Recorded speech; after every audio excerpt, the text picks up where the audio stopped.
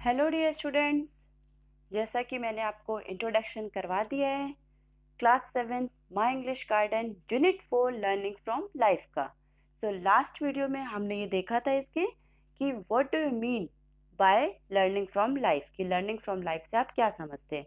आज हम स्टार्ट करने वाले हैं unit 4 learning from life, section B, the fog.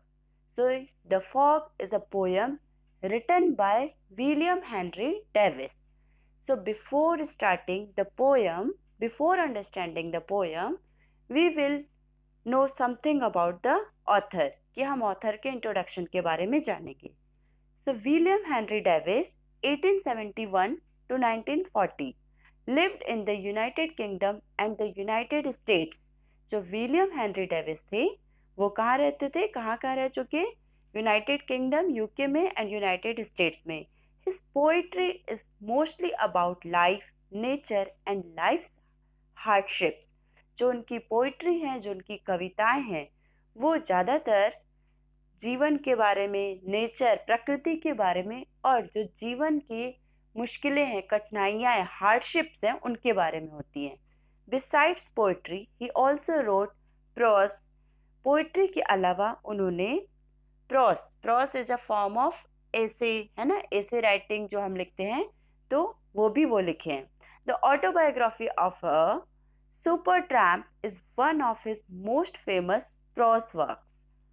ये जो बुक का नेम है ना, the autobiography of a super tramp, वो उनकी one of the most famous pros works में से एक है। He published many volumes of poetry including nature poems and others. 40 new poems, The Loneliest Mountain and others. तो उन्होंने बहुत सारी बुक पब्लिश की और उनके जो वॉल्यूम्स थे पोइट्री के, वो क्या क्या हैं, वो इंक्लूड करते हैं नेचर पोएम्स के और अदर्स भी। और उनके जो नेम्स है, जिनमें पर्टिकुलर नेम्स है 40 new poems, the loneliest mountain and others. ठीक है, so 40 new poems and the loneliest mountain. So जो आपके विलियम हेनरी डेविस है, one of the most famous poet में से पोएट है। ओके, कि बहुत जो प्रसिद्ध पोएट है उनमें से एक है, एमिनेंट पोएट है, और उनकी जो पोइट्री है वो मोस्टली बेस्ड होती है लाइफ के बारे में, नेचर के बारे में, और जीवन के जो हार्डशिप्स हैं उनके बारे में, मुश्किलों के बारे में, कि वो उनकी पोएम से हमें कुछ ना कुछ, है ना, लाइफ की लर्निंग्स या नेचर से कुछ ना कुछ हमें सीखने को मिलता है। सो हम यहाँ स्टार्ट कर रहे हैं section B, the fog. The fog means जो कोहरा छा जाता है। Have you ever tried to walk after blind folding your self?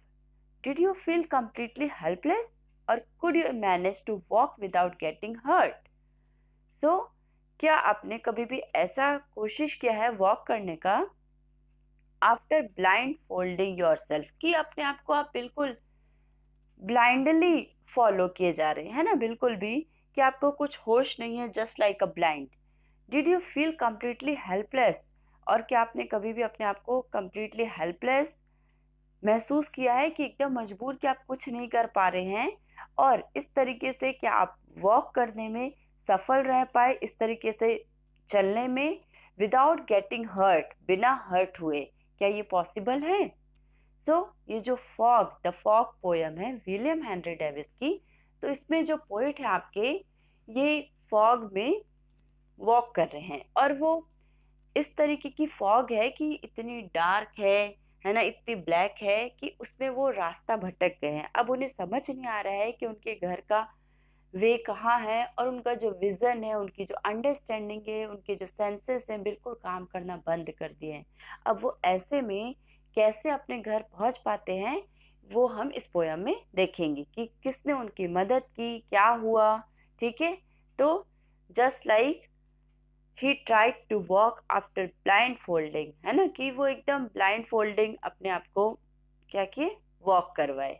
So one homework is for you, you have to find the exact meaning of the word blind folding. तो मैं आपको poem का explanation दूंगी and आपको मुझे उस word की meaning बतानी है। Okay, So let's start with first stanza. I saw the fog grow thick, which soon made blind my ken. It made tall men of boys and giants of tall men. So यहाँ पर first stanza में I saw the fog grow thick. मैंने देखा कि जो fog थी, जो कोहरा था, वो कैसा होते जा रहा है, घना होता जा रहा है. Which soon made blind my ken. Can का मतलब होता है व्यू या साइट, है ना. जो आपके ओल्ड इंग्लिश में हम कैन की मीनिंग क्या होती थी, व्यू, जो विजन होता है, या साइट, है ना. तो उस जो फॉग था, जो डार्क फॉग था, उसने बिल्कुल भी उसके विजन को कैसा बना दिया था, एकदम ब्लाइंड बना दिया था पोएट को. It made tall man of boys. जो बॉयज है वो कैसे दिखने लग गए थे, और टॉल दिखने लग गए थे, टॉल मैन की तरह. And Giants of tall man. और जो टॉल मैन थे वो और भी बड़े दिखने लग गए थे, जाइंट्स. ठीक है, एकदम व्यापक, बड़े. It clutched my throat, I coughed. Nothing was in my head except two heavy eyes like balls of burning lead. अब सेकेंड स्टैंजा में पोएट कह रहे हैं it clutched. Clutched means held tightly, कि इसने, उस फॉग ने मेरे गले को एकदम कस के क्या कर लिया था, क्लच कर लिया था, पकड़ लिया था. और आई कव्ड, मैं खांसा, कि इतना उनको बिल्कुल अनकंफर्टेबल फील होने लग गया था फॉग की वजह से, कि वो ब्रीथ नहीं कर पा रहे थे प्रॉपरली, कि उनके गले को किसी ने दबा दिया है और वो उन्हें खांसी आई. Nothing was in my head. उनके दिमाग में कुछ भी नहीं था, बिल्कुल वो कोहरे की वजह से कैसा हो गया था, बिल्कुल माइंड ब्लैंक हो जाता है. Except two heavy eyes like balls of burning lead. कि केवल जो उनकी आंखें थी वो कैसे हो गई थी, बिल्कुल एक्सेप्ट टू हैवी आईज, कुछ माइंड में तो कुछ नहीं बचा. और जो आंखें थी वो एकदम हैवी बॉल्स की तरह, जो बर्निंग लेड होता है, जलता हुआ शीशा, उसके बॉल्स की तरह भारी उनकी आंखें हो गई थी कोहरे की वजह से. सो इसमें आप देखेंगे कि कुछ जो मैंने आपको करवाया है फिगर ऑफ स्पीच में, like balls of burning lead. ठीक है, तो जहां भी लाइक आता है वो आपका क्या होता है, सिमिली, याद होगा आपको. And it clutched my throat. यहाँ पे क्या है कि जो कोहरा है, जो फॉग है, वो कैसे बिहेव कर रही है, एक पर्सन की तरह. जैसे कोई पर्सन किसी का जो गले को दबा देता है, क्लच कर देता है ना. तो वैसे ही काम कौन कर रहा है, फॉग कर रहा है. Fog is behaving like a person, that's why it clutched my throat. इस लाइन में क्या है आपका, पर्सोनिफिकेशन, जहां पर पर्सन की तरह बिहेव हो रहा है. सो यहाँ आपका पर्सोनिफिकेशन है. And like balls of burning lead, जहां पर भी लाइक होता है या एज होता है, आपको रिमेंबर होगा, वहां सिमिली होता है. So here personification and here simile. So, come to the third stanza.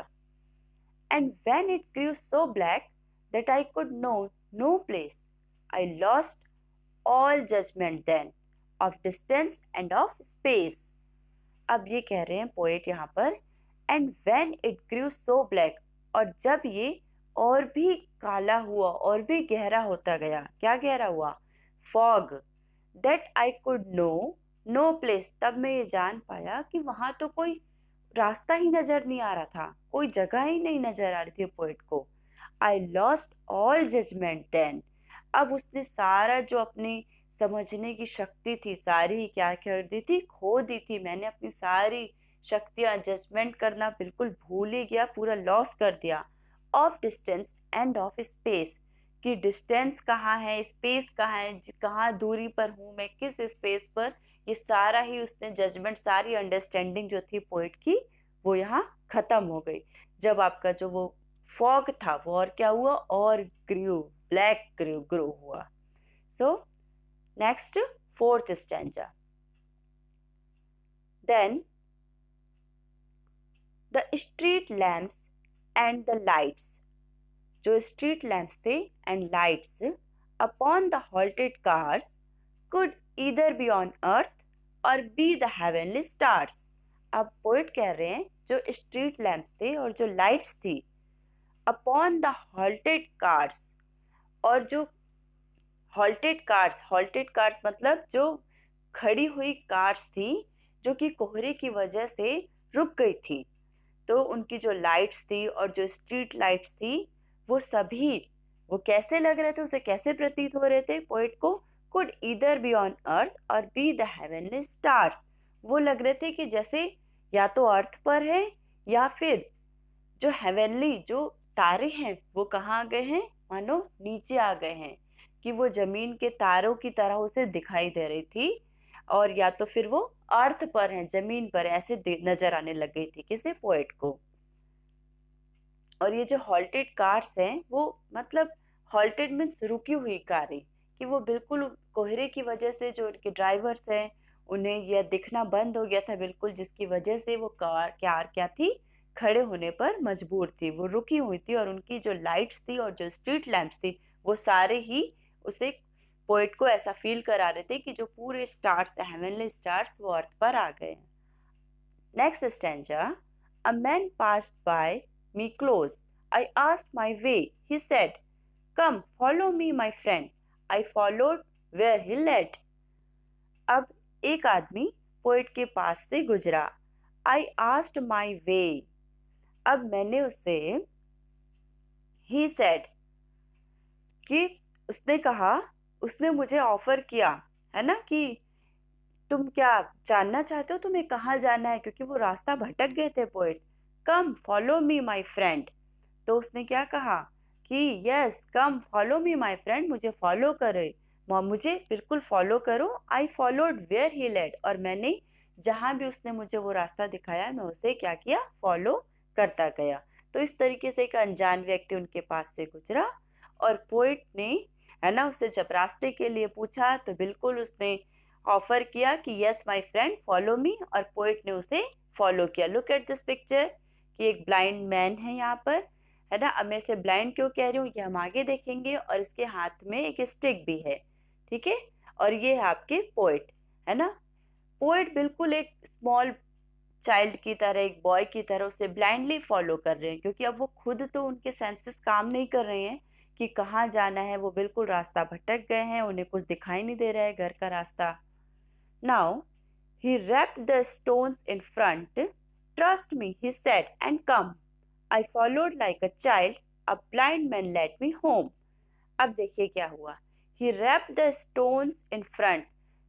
जो रास्ते के सामने पत्थर आते रहते थे उन्हें वो क्या करते थे, ठक ठक करके वो बजाते रहते थे, क्योंकि वो ब्लाइंड थे तो इसी तरीके से वो रास्ता फाइंड आउट करते थे।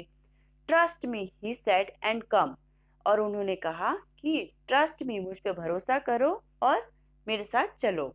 I followed like a child, और मैं एक बच्चे की तरह फॉलो करता गया। A blind man led me home, एक ब्लाइंड मैन ने मुझे कहाँ, घर तक का रास्ता दिखाया, घर तक पहुंचाया। अब देखिए पोएट को ये कैसे पता चला, क्योंकि जब वो घर पहुंचे तो उन्हें ये रियलाइज हुआ कि हाँ उनके हाथों में वो स्टिक थी, और वो स्टिक की हेल्प से जो उनके वे पर स्टोन्स आ रहे थे उसको रैप करते हुए वो आगे चल रहे थे। तो इससे वो समझ पाए कि वो जो मैन था वो ब्लाइंड था, और एक ब्लाइंड मैन ने उस पोएट को, जो विलियम हेनरी डेविस है, उन्हें रास्ता दिखाया। सो आपने इस पोयम से, जैसा कि हम जानते हैं कि ये यूनिट ही क्या है, लर्निंग फ्रॉम लाइफ। तो ये देखिए उनकी पोएट की ये रियल लाइफ इंसिडेंट है, और उस इंसिडेंट ने पोएट को क्या सिखाया। तो कभी कभी ये है कि हमारे पास जो हमारे सेंसेस है ना, उससे भी ज़्यादा पावरफुल जिनके पास सेंसेस नहीं, फॉर एग्जांपल कि जो ब्लाइंड मैन था उसकी आइज नहीं थी बट उसके पास एक एक्स्ट्रा ऑर्डिनरी पावर था, है ना। तो वो कभी कभी वो जो इनर स्ट्रेंथ होती है, इनर पावर होता है, वो भी कितना इम्पोर्टेंट होता है, कि हमें लाइफ से ये लर्न करना चाहिए कि वो भी जिनके पास नहीं होते हैं ये सब जो 5 सेंसेस, अगर नहीं भी है तो उनके पास एक्स्ट्रा ऑर्डिनरी पावर होता है। एंड वन मोर थिंग, कि हम कभी कभी ऐसे होते हैं कि हमारे पास सब कुछ होते हुए भी, है ना, कि हमारे पास जो एक्चुअल में जो ट्रस्ट, बिलीफ, ये सब चीज़ों की क्या है, कमी होती है। हम जल्दी से किसी को फॉलो नहीं कर पाते, और ये सब होते हुए भी कभी हम हेल्पलेस होते हैं। तो हमको ये पता चलता है कि जो लोग वीक है, जिनके पास ये चीज़ें नहीं है, वो भी हमसे क्या होते हैं, स्ट्रांग होते हैं, उनके पास अंदर से एक पावर होता है और वो उस सिचुएशन को हमसे इजीली डील कर पाते हैं. So this is all about this poem. Hope you enjoyed the poem. Thank you dear students. Thank you for watching.